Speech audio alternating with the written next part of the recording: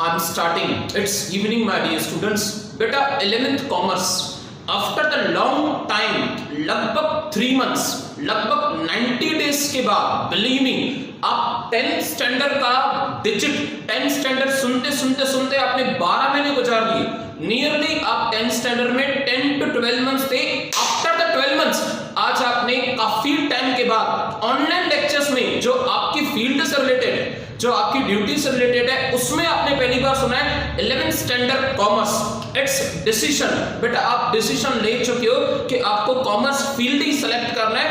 After the 12th standard, 11th के बाद 12th standard के बाद बहुत सारे varieties of the field diversification हो जाते हैं। 12th स्टैंडर्ड के बाद आपको कॉमर्स में अलग अलग फील्ड में जाना मिल सकता है, अलग अलग आप स्पेशलाइजेशन डिग्री में कर सकते हो। देखो ना 90 डेज, बेटा 90 डेज जो स्टूडेंट पढ़ाई के बगैर रहेगा ना, फैक्ट बताऊं, स्टूडेंट यानी कि study, S for student, S for study. एक स्टडी जो है ना वो बच्चों का, वो स्टूडेंट का आधार कार्ड है।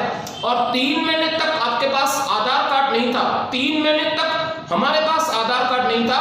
बच्चे टीचर के बगैर अधूरे होती है और टीचर बच्चों के बगैर अधूरे होती है। हम दोनों जने यानी कि हम सब जने अनएम्प्लॉयड थे लास्ट 3 मंथ्स। बट आज की बात करूं, आज के ऑनलाइन की लेक्चर की बात करूं तो बेटा आज आपको फुल टाइम ड्यूटी मिल चुकी। आज से आप कंप्लीटली एम्प्लॉयड हो चुके हो। जिस तरह से बच्चों के लिए, स्टूडेंट के लिए स्टडी जरूरी है ना, वो स्टडी आपकी आइडेंटिफिकेशन है, वो स्टडी आपका आधार कार्ड है और आज से आपका आइडेंटिफिकेशन स्टार्ट हो रहा है। देखो बेटा टाइम की ना एक बहुत अच्छी बात है, मैं अगर टाइम की बात करूं ना तो टाइम की एक बहुत अच्छी बात है कि वक्त बदलता है। डेफिनेटली टाइम में सबसे बेस्ट बात है, the best thing about the time is that it changes. वक्त की सबसे अच्छी बात ये कि वक्त बदलता है और वक्त बदल चुका है। 90 डेज पहले स्टूडेंट, 90 डेज पहले की बात करें, 3 मंथ्स पहले, 5 मंथ्स पहले आप 10th स्टैंडर्ड में कहने आए। आज आप एक स्टेप अप फर्दर अपने फ्यूचर के तरफ, देखो 10th स्टैंडर्ड एक्चुअली क्या है, अपने फ्यूचर के तरफ आपने एक कदम और आगे बढ़ा है। बेटा जैसे हम मॉल्स में जाते हैं ना, मॉल्स, तो मॉल्स में ना हमारे सामने एक्सीलेटर, इलेक्ट्रिक चेयर्स होती, सॉरी इलेक्ट्रिक स्टेयर्स होती है। एक्सीलेटर पे जैसे आप पैर रखोगे ना तो जितना आप आगे बढ़ते जाओगे, आगे बढ़ते जाओगे, उतना आपको सामने पूरा मॉल दिखता है। उसी तरह से आपका 11th स्टैंडर्ड भी वो फर्स्ट स्टेयर है, वो फर्स्ट एक्सीलेटर की इलेक्ट्रिक स्टेयर है। जितना आप ध्यान से उस पर कॉन्सेंट्रेशन करोगे, फोकस करोगे, उतना आपका फ्यूचर ब्राइट है। और फैक्ट बताऊं, आपका ट्री कितना स्ट्रांग है, आपके एजुकेशन का ट्री कितना स्ट्रांग है, आपकी स्टडीज का ट्री कितना स्ट्रांग है, ये उस ट्री की रूट्स बताएंगे। और कॉमर्स की जो रूट्स होती है ना वो 11th स्टैंडर्ड से स्टार्ट होती है।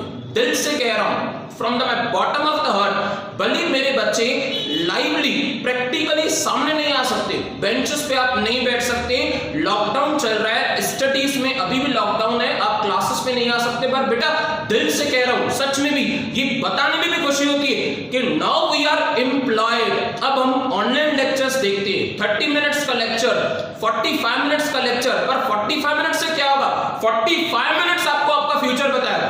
यानी पूरे दिन के 45 मिनट आपके ऑनलाइन के और नियरली 1 आवर आपके रिटर्न प्रैक्टिस का। ऑनलाइन के साथ आप ऑनलाइन लेक्चर देखने के बाद 1 आवर अगर रिटर्न प्रैक्टिस भी कर रहे हो, इट इज कंपल्सरी कि 1 आवर आप रिटर्न प्रैक्टिस भी कर रहे हो, तो बेटा फुल डे की जो पावर है ना, फुल डे का पॉजिटिव पावर है वो 1 आवर 30 मिनट्स में। और देखो ना बताने में भी अच्छा लगता है कि हम अब ऑनलाइन लेक्चर देखते हैं और हम अब इंगेज हो चुके हैं 11th स्टैंडर्ड के साथ। देखो फर्दर वक्त की मैंने बात बता दी आपको, नेक्स्ट की बात बताऊं। वक्त की अगर एक और बात बताऊं ना मैं, एडिशनल टू दैट पॉइंट, अगर वक्त की एक और बात बताऊं ना, जो बदलता है ना वो आगे बढ़ता है। आप वक्त के साथ बदल रहे हो, वो लेजीनेस, वो हैबिट्स, वो मॉर्निंग में लेट उठना और वो पूरा रूटीन लॉकडाउन का 4 बातें, वक्त के साथ जो बदलता है वो आगे बढ़ता है। आज आपका वक्त अलग है, आज से आपके ऑनलाइन लेक्चर्स स्टार्ट हो रहे हैं, आप ड्यूटी पे आ चुके हो। बेटा कल तक आपका लॉकडाउन का सिचुएशन था, नो डाउट आपने कॉमर्स का डिसीजन लिया था, पर प्रैक्टिकली आपके पास प्रूफ नहीं था। आज आप लेक्चर सुन रहे हो, प्रैक्टिकली आपके पास प्रूफ है। वक्त के साथ जो बदलता है वो आगे बढ़ता है। 4 बातें मैंने बताई, 4 बातें, वो लेट मॉर्निंग में उठना, वो आपकी हैबिट्स लॉकडाउन की, वो पूरे दिन का रूटीन और वो सोशल मीडिया, फोर्थ में बात करूं तो सोशल मीडिया। तो बेटा इन चारों बातों को आपको बदलना है और आज से आप स्टूडेंट बन चुके हो। देखो 11th कॉमर्स की अगर मैं बात करूं ना तो बेटा 11th कॉमर्स में आपके 6 सब्जेक्ट हैं, 6। देखो फोकस करो बोर्ड पे, मैं आपको अच्छे से समझा रहा हूं। देखो नंबर 1 फर्स्ट बेटा, फर्स्ट सब्जेक्ट आपका फर्स्ट सब्जेक्ट है बुक कीपिंग। बुक कीपिंग यानी कि अकाउंट्स, हम इसे शॉर्ट फॉर्म में बीके कहेंगे पर आप इसे अकाउंट्स भी कह सकते हो। देखो एक बिजनेसमैन, बेटा आपके पापा सुबह सुबह 9 बजे 9 o'clock सुबह 9 बजे शटर अप कर रहे हैं और रात को 9 बजे शटर डाउन कर रहे हैं। 12 आवर्स पापा सुबह शटर अप कर रहे हैं और रात को शटर डाउन कर रहे हैं। तो 12 आवर्स में पापा ने बिजनेस कितना किया? 12 आवर्स में पापा ने प्रॉफिट कमाया या बिजनेस में लॉस हुआ? ये सारी बातों की recording, the word keeping, keeping यानी कि रिकॉर्डिंग। आपके पापा उस शॉप पे, अपने शॉप पे एक बुक बनाएंगे और सारे बिजनेस की ट्रांजैक्शन उस बुक में करेंगे, उसे कहते हैं बुक कीपिंग। बिलीव मी बेटा, बुक कीपिंग एक ऐसा सब्जेक्ट है, आज आप 11th स्टैंडर्ड में फर्स्ट स्टेप रख रहे हो, आप टीवाई तक जाओ, आप एमकॉम तक जाओ, आप एमबीए तक जाओ, आप प्रोफेशनल डिग्रीज तक जाओ, किसी भी डिग्री में चले जाओ, बुक कीपिंग आपको छोड़ने वाला नहीं है। और believe me book keeping too much मेरा तो फेवरेट सब्जेक्ट है, it's much interesting. Second subject की अगर मैं बात करूं ना बेटा, ऑर्गेनाइजेशन ऑफ कॉमर्स। कॉमर्स यानी क्या?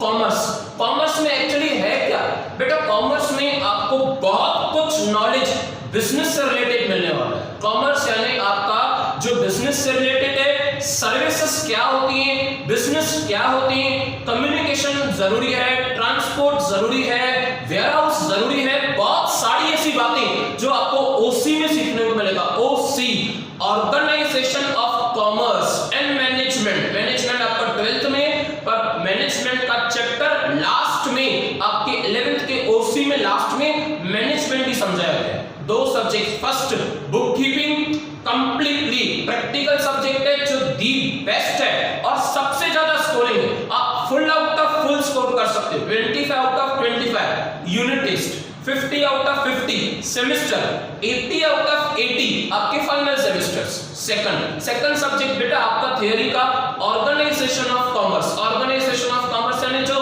बिजनेस से रिलेटेड हो, जो सर्विस से रिलेटेड हो, लेन देन, जो बार्टर सिस्टम था, बार्टर सिस्टम चला गया, आज दुनिया पैसों पे चलती है, पैसों से एक्सचेंज होते हैं गुड्स एंड सर्विसेज। तो ऐसी सारी बातें, it's much interesting and along with the easy language. OC की बात करें ना बेटा, ओसी सब्जेक्ट बहुत इंटरेस्टिंग है और उसकी लैंग्वेज काफी इजी है।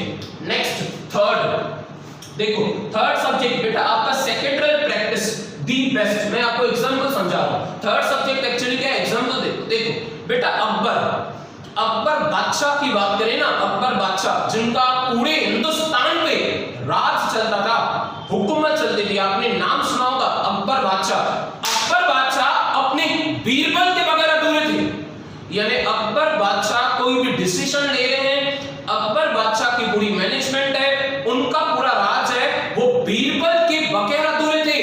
बीरबल उन्हें हर बात में सपोर्ट करता था। तो बीरबल कौन था? बीरबल उनका सेक्रेटरी था।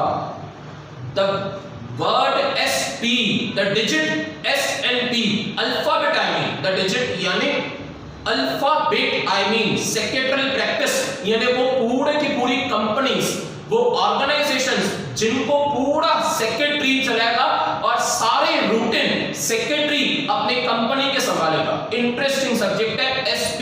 आगे चल के आप इसमें प्रोफेशनल डिग्री भी ले सकते हो, CSP company secretarial practice. Third के बाद फोर्थ इकोनॉमिक्स। बेटा इकोनॉमिक्स की बात करें ना तो इकोनॉमिक्स जितना आपको पसंद है ना उतना इकोनॉमिक्स को आप भी पसंद हो। फिर से सेंटेंस कह रहा हूं, इकोनॉमिक्स जितना आपको पसंद है इकोनॉमिक्स को आप भी उतनी पसंद हो। आप 8th में थे तभी भी इकोनॉमिक्स, 10th में आओ तभी भी इकोनॉमिक्स, 12th में जाओगे आगे प्रोफेशनल डिग्री में जाओगे ना, आप इकोनॉमिक्स को छोड़ने वाले हो ना इकोनॉमिक्स आपको छोड़ने वाला है। Best subject economics. सेम वैसे जैसे आपका 10th में था, थोड़ा उससे ज्यादा, थोड़ी सी ज्यादा लेवल पे, पर नॉलेजेबल है, knowledgeable about the financial, knowledgeable about the market problems, knowledge about the population, knowledge about the recessions, knowledge about the market study, जो सारी बातें उनके लिए। नेक्स्ट इकोनॉमिक्स के बाद बेटा लैंग्वेज, लैंग्वेज की बात करें ना तो आपने 10th स्टैंडर्ड में भी की है, 11th में भी, और अप टू 12th तक, 12th की लास्ट स्टैंडर्ड है, उसके बाद आपकी लैंग्वेज नहीं है, जो आप डिग्री लोगे उसमें लैंग्वेज नहीं होती। 12th स्टैंडर्ड तक आपको कंपलसरी इंग्लिश लैंग्वेज मिली हुई है, यानी आप सेलेक्ट नहीं कर सकते, इट इज कंपलसरी। जैसे आपको 10th स्टैंडर्ड में थी वैसे ही 11th में है, और वैसे ही 12th स्टैंडर्ड में। आगे last but not the least, language, optional language. बेटा ऑप्शनल लैंग्वेज की बात करें ना तो आइदर अगर आप सिंधी कम्युनिटी की हो, Sindhi, if you are belonging to the Sindhi community, तो बेटा आप सिंधी सब्जेक्ट प्रेफर कर सकते हो ऑप्शनल लैंग्वेज में। अगर आप सिंधी कम्युनिटी से नहीं बिलोंग करते हो, सिंधी कम्युनिटी के अलावा कम्युनिटी में बिलोंग करते हो, तो आपके लिए हिंदी बेस्ट होगा, सिंधी और हिंदी क्वाइट पॉसिबल बेटा। कुछ स्टूडेंट्स सिंधी हिंदी को भी छोड़ के प्रैक्टिकल सब्जेक्ट आईटी भी प्रेफर करते हैं, इंफॉर्मेशन टेक्नोलॉजी, वो सब्जेक्ट प्रैक्टिकली होता है, कंप्यूटर पे होता है, आपकी कॉलेज की कंप्यूटर लैब में वो सब्जेक्ट होगा। 6 सब्जेक्ट्स हैं आपके, number 1 BK, number 2 OC, number 3 SP, number 4 economics, number 5 compulsory language है आपकी English, number 6 optional language either Hindi और सिंधी। क्वाइट पॉसिबल कि आप स्लैश देके आईटी भी प्रेफर करो, वो आपके ऊपर डिपेंड है। देखिए मूविंग फर्दर, बेटा थोड़ा सा आगे बढ़ रहा हूं आपकी 11th स्टैंडर्ड, आपके फ्यूचर की तरफ। देखो स्टार्ट कर रहा हूं आज आपका मैं बेस्ट सब्जेक्ट स्टार्ट कर रहा हूं, जिसका नाम है organisation of the commerce. OC subject बेटा स्टार्ट कर रहे हैं, और ओसी सब्जेक्ट में आपको up to the end, last 8 तक टोटली 8 चैप्टर्स हैं, टोटली 8 चैप्टर्स पर आपका 11th स्टैंडर्ड डिवाइड है। बेटा 11th स्टैंडर्ड के एग्जामिनेशन की बात करूं ना तो 11th स्टैंडर्ड डिवाइड है, unit test first semester, second unit test second semester. 12th standard board है, वो डायरेक्टली पूरे साल का आपका पूरा कैरियर 12th पे डिपेंड है, पूरे साल का सिलेबस एट द टाइम होगा।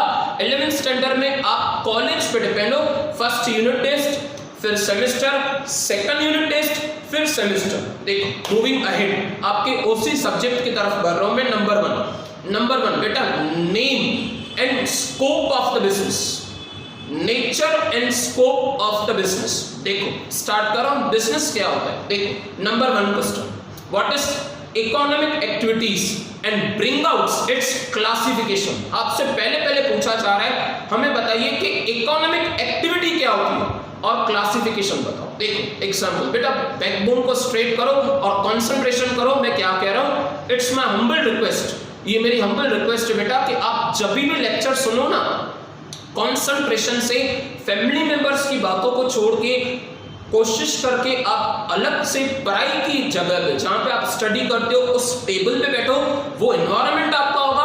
और प्लीज इट्स माय रिक्वेस्ट कि आप एयरफोन्स यूज करो, एयरफोन्स यूज करने से ना वॉइस क्लियरिफिकेशन होगा, आप एक वर्ड समझ पाओगे बहुत अच्छे से। देखो नंबर 1 इकोनॉमिक एक्टिविटीज, बेटा स्टार्ट कर रहा हूं एग्जांपल के साथ। अर्ली मॉर्निंग जब आप वेकअप होते हो ना, अर्ली मॉर्निंग कुछ बच्चे सुबह 7 o'clock वेकअप हो जाते हैं। अलर्ट, जो लाइफ में काफी एक्टिव और अलर्ट होते हैं सुबह 7 बजे। लॉकडाउन है तभी भी, कॉलेज नहीं है तभी भी, क्लास नहीं है तभी भी, habits are the habits we must keep and we should goes on along with that progressive habits. हमें उन प्रोग्रेसिव हैबिट्स के साथ ही जाना चाहिए। सुबह 7 o'clock आप उठ रहे हो, बेटा सुबह उठने से आप क्या करोगे, पहले आपका रूटीन फिक्स है, एक्टिविटी आपका रूटीन फिक्स है। पहले आप ब्रश करते हो, टीथिंग को आप ब्रश करोगे बहुत अच्छे से। नेक्स्ट ब्रश करने के बाद, फ्रेश होने के बाद, उसके बाद आप चाय पियोगे, चाय टी, सुबह आप चाय पियोगे। अच्छा, चाय पीने के बाद थोड़ी देर आप फैमिली मेंबर्स के साथ स्पेंड करोगे, उसके बाद फिर आप बाथ पे जाओगे। अच्छा, बाथ पे जाने के बाद फिर आप प्रेयर करोगे, प्रेयर करने के बाद आप पापा के साथ, मम्मी के साथ ब्रेकफास्ट कंज्यूम करोगे। क्या कंज्यूम करोगे बेटा, ब्रेकफास्ट। तो फैक्ट बताऊं, सुबह सुबह आपका रूटीन स्टार्ट हो रहा है 7 बजे से। ब्रश करना, चाय पीना, चाय पीने के बाद बाथ में जाना, फिर प्रेयर करना, और प्रेयर करके फिर क्या, फैमिली मेंबर्स के साथ आप ब्रेकफास्ट कंज्यूम करोगे। इसमें पैसों का कोई वास्ता नहीं है, not a single rupee, not a single pie. पैसों की कोई भी लेन देन नहीं है, पैसों का कोई भी वास्ता नहीं है। तो जो एक्टिविटी, जो काम पैसों के बगैर किया जाए, पैसों के बिना किया जाए, पैसों को न सोच के किया जाए, उसे कहते हैं नॉन इकोनॉमिक एक्टिविटी।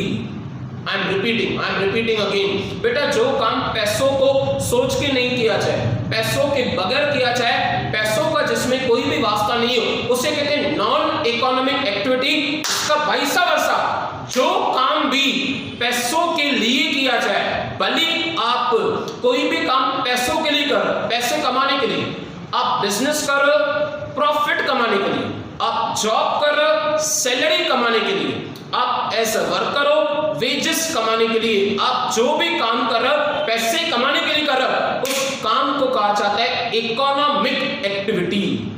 देखो स्टार्ट करो, लिखा गया कि what do you mean by the economic activity, यानी जो भी काम हो, तो सुबह ब्रश करना, चाय पीना, नाश्ता ब्रेकफास्ट कंज्यूम करना, बेटा इसमें पैसों की बात ही नहीं है, ये तो हम खुद के लिए कर रहे हैं। पर जो काम खुद के लिए ना करके पैसे कमाने के लिए करते, उसे कहते हैं इकोनॉमिक एक्टिविटीज।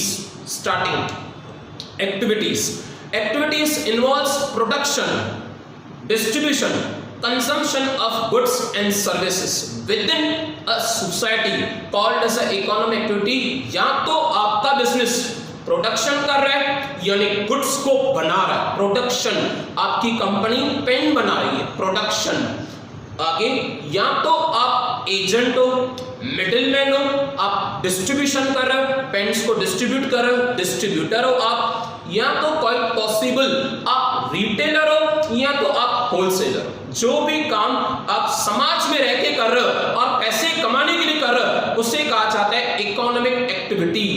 देखो next, human activities are performed in the exchange for money, और मनी इज वर्थ, पैसों के बगैर दुनिया नहीं चल पाएगी ना बेटा। देखो ब्रेड एंड बटर, बेटा ब्रेड एंड बटर के लिए तो मेहनत के पैसे कमाने हैं ना, पर पैसे वो जो मेहनत से कमाया जाए, जो ड्रॉप से कमाया जाए, जो मेरे बच्चों के पापा, आपके पापा एक एक रुपया, बेटा एक एक रुपया मेहनत करके आपके लिए कमा रहे। भले लॉकडाउन का सिचुएशन है, तभी भी पापा ने आपको किसी चीज के लिए ना नहीं कहा, वो पैसे जो मेहनत से कमा रहे हैं। देखो नेक्स्ट आगे, human activities which are performed in the exchange for the money or money's worth called as economic activities.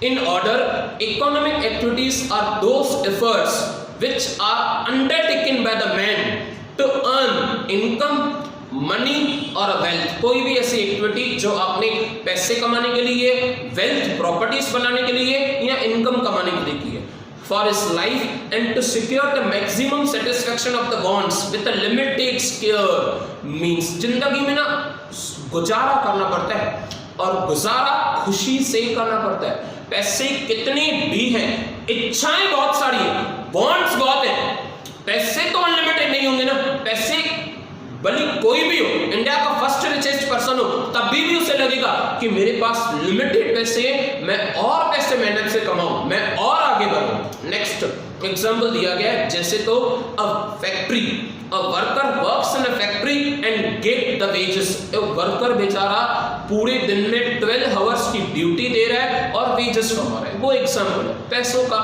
वो काम कर रहा है पैसों से। देखो ह्यूमन एक्टिविटीज, बेटा ह्यूमन एक्टिविटीज की बात करें ना, तो ह्यूमन एक्टिविटीज दो टुकड़ों में, दो पार्ट्स में डिवाइड हो रही है।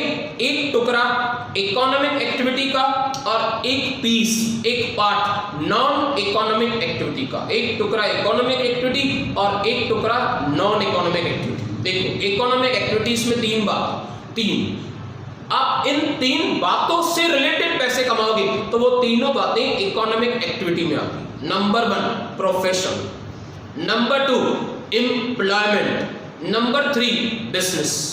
मैं फिर से रिपीट कर रहा हूं बेटा, पैसे कमाने के 3 तरीके, 3 बहुत अच्छे तरीके। Number 1 profession, number 2 employment, number 3 business. मैं फर्स्ट पे फोकस कर रहा हूं, प्रोफेशन।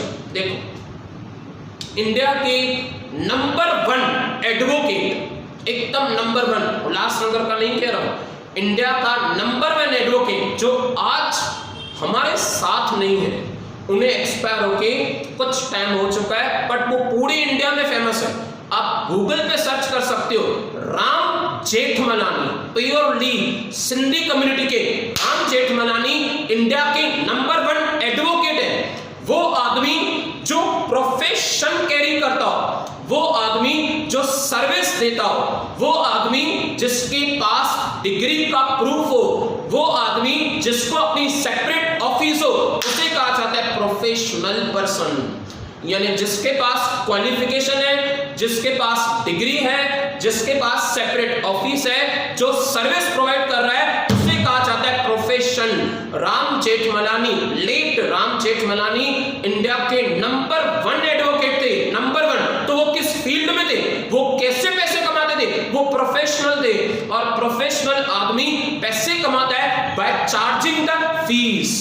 वो अपने केस लड़ने का 50 lakh rupees, 80 lakh rupees, 1 crore, 1 CR तक भी, या शायद उससे ज्यादा भी चार्ज करते थे। यानी इतना बड़ा एडवोकेट, तो उसकी फीस भी बहुत बड़ी होगी, उसका नाम भी बड़ा होगा। बिलीव मी, थोड़ा रूट्स तक जाओ, उसकी मेहनत और उसका स्ट्रगलिंग भी उतना बड़ा होगा, उसके गट्स भी इतने थे कि वो कोई भी केस इजीली हारता नहीं था। देखो, स्टार्ट कर रहा हूं मैं profession. Profession is an occupation carried by a professional people. Profession is an occupation carried by a people like doctors, lawyers, etc. जिन आदमियों को डिग्री है, जिसे सेपरेट ऑफिस है, जिनके पास क्वालिफिकेशन है, ऐसी खास करके 3 बातें, डिग्री है, मींस क्वालिफिकेशन है, सेपरेट ऑफिस है, आप सर्विस दे रहे हो और आप फीस चार्ज कर रहे हो, खास 3 से 5 बातें, it means you are a professional person. आप प्रोफेशनल पर्सन हो। देखो, it's a occupation carried by the professional people like doctors, lawyers, CA and teachers. Teaching field भी प्रोफेशनल का होता है। आगे, they provide the specialised service in the return for the fees. Professional आदमी कैसे पैसे कमाएगा? आप डॉक्टर से कंसल्ट करोगे तो डॉक्टर आपको कंसल्टिंग के 200 रुपीज चार्ज करते हैं, कंसल्टिंग के 100 रुपीज चार्ज करेंगे डिस्पेंसरी में। तो बेटा वो कंसल्टिंग 100 रुपीज, वो कंसल्टिंग 200 क्या है? वो उनकी फीस है। डॉक्टर फीस चार्ज करते हैं, प्रोफेशनल आदमी फीस चार्ज करता है। नेक्स्ट, आगे बढ़ो। To become a professional, a man requires the specialized knowledge and professional qualification. Qualification होना बहुत जरूरी है। For example, doctor needs the specialized knowledge like in medicine. Lawyers need the specialized knowledge like degree in law. कानून जो आदमी बन रहा है, कानूनी आदमी यानी कि जो वकील बन रहा है, उसे डिग्री का नॉलेज हो, उस लॉ में नॉलेज हो। Next, second. बेटा अगर सेकंड की बात करूं ना मैं, तो लिखा हुआ है क्लियरली सेकंड, बिजनेस।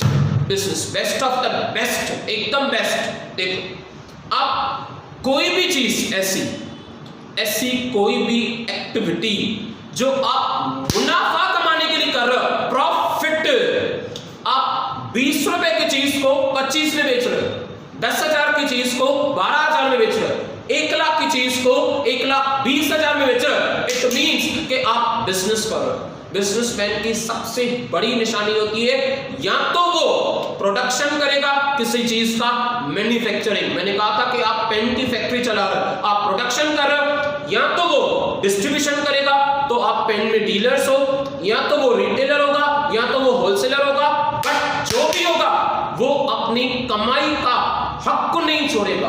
कमाई का हक रखने वाला, कमाने वाला, प्रॉफिट कमाने वाले को बिजनेसमैन कहा जाता है। देखो, रीड कर रहा हूं मैं। Businessman is an economic activity concerned with the production, distribution of goods and services with the aim to earn the profit. देखो ना बेटा, आप एग्जाम्पल देखो, बेस्ट एग्जाम्पल, आप घर पे खाना खा रहे हो और आपको लग रहा है कि आपके खाने में सॉल्ट थोड़ा कम है। आपने मम्मी को बुलाया और मम्मी को कहा कि मम्मी थोड़ा सा आप सॉल्ट ऐड कर दीजिए।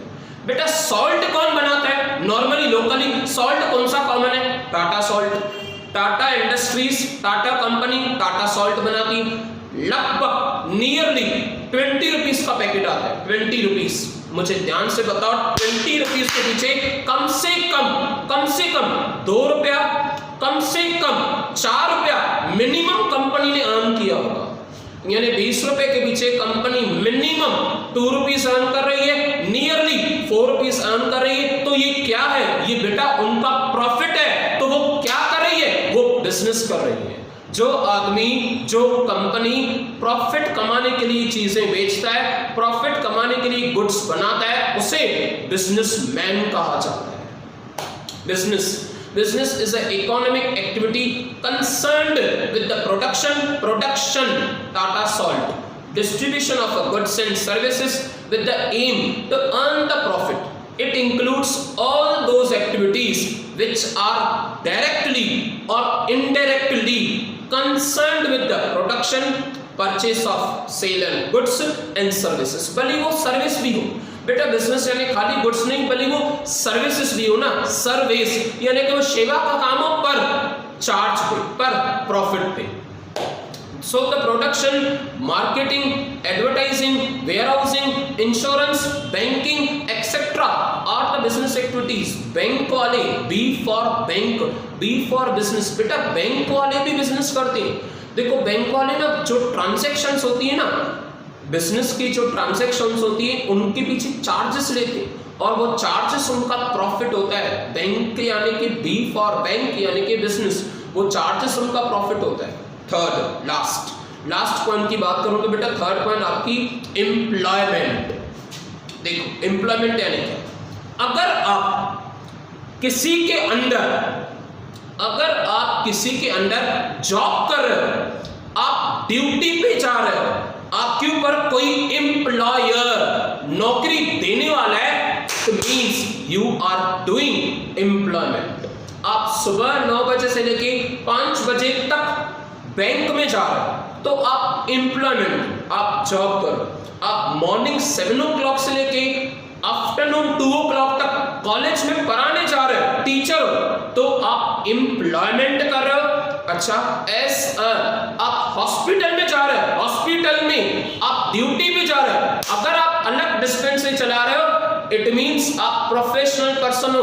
और अगर कोई डॉक्टर सेंट्रल हॉस्पिटल में जा रहा है तो वो सेंट्रल हॉस्पिटल में जॉब कर रहा है, क्योंकि सेंट्रल हॉस्पिटल उसका बॉस है, सेंट्रल हॉस्पिटल एम्प्लॉयर है और सेंट्रल हॉस्पिटल उसे नौकरी दे रहा है। यस 100%। CHM कॉलेजेस की टीचर्स जॉब करती हैं, झूलेलाल ट्रस्ट स्कूल की टीचर्स जॉब करती हैं, RKT कॉलेजेस की टीचर्स जॉब करती हैं, NCT कॉलेजेस की टीचर्स, NCT स्कूल की टीचर्स जॉब करती हैं। यानी आप कहां पे भी जाओ पर आपके ऊपर बॉस का रिलेशन हो, आपका और आपके बॉस का रिलेशन है। एम्प्लॉयर और एम्प्लॉय के रिलेशन को बिजनेस, एम्प्लॉयर और एम्प्लॉय के रिलेशन को एम्प्लॉयमेंट कहा जाता है। देखो स्टार्ट कर रहा हूं, मैं रीड कर रहा हूं, बहुत अच्छे से आपको समझ में आएगा। It is the type of the occupation under the which one person provide his services physical और mental to someone else.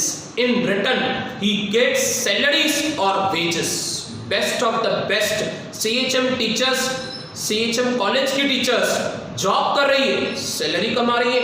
NCT school के टीचर्स जॉब कर रही है, सैलरी कमा रही है। सेंट्रल हॉस्पिटल में डॉक्टर जॉब कर रहा है, डॉक्टर ड्यूटी पे आ रहा है, सैलरी कमा रहा है। फैक्ट्री में वर्कर जॉब कर रहे हैं, वेजेस कमा रहे हैं, वेजेस जो डेली बेसिस पे दिए जा रहे हैं। यानी कि अगर बॉस है तो नौकरी है, और नौकरी है तो एम्प्लॉयमेंट की है।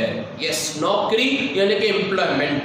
देखो आगे, the person who employs is called as a employer. जो आदमी आपको जॉब दे रहा है, जो आपको हायर कर रहा है, उसे आप एम्प्लॉयर कहोगे।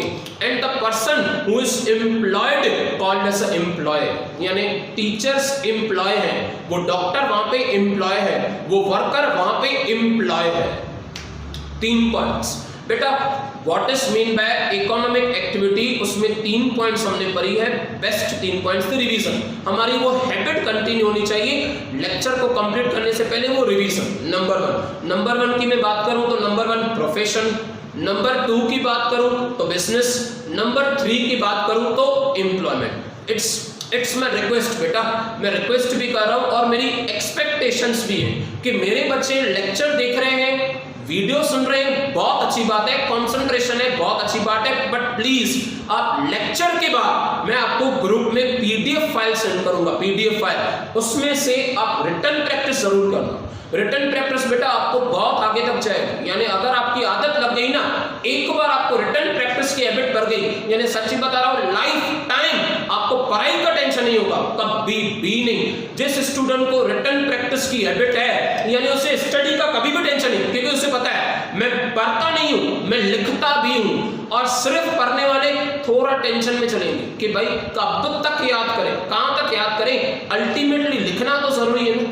Yes, it's finished. आज का लेक्चर कंप्लीट हुआ, बट लेक्चर कंप्लीट होने से पहले बेटा, लेक्चर कंप्लीट करने से पहले कोट ऑफ द डे देखो, the man who salute his duty, वो आदमी जो अपनी ड्यूटी को प्रॉपरली सैल्यूट कर रहा है, the man who salute his duty no need to salute others, उससे दूसरों को कभी भी सलाम करने की जरूरत नहीं है। Next, the man who pollute his duty, जो आदमी अपनी ड्यूटी को पोल्यूट कर रहा है, प्रॉपर पढ़ नहीं रहा है, लिख नहीं रहा है, लेक्चर अटेंड नहीं कर रहा है, या अपने जॉब पे नहीं जा रहा है, the man who pollute his duty others never salute to him, उससे दूसरे लोग कभी भी सलाम नहीं करते। और याद रखना, मैंने एक प्रोवर्ब आपको ऑलरेडी बीच में बताया, ऑलरेडी जो वक्त के साथ बदलता है ना, वो आगे बढ़ता है। कल तक आप लॉकडाउन में थे, कल तक आपका क्लास नहीं था,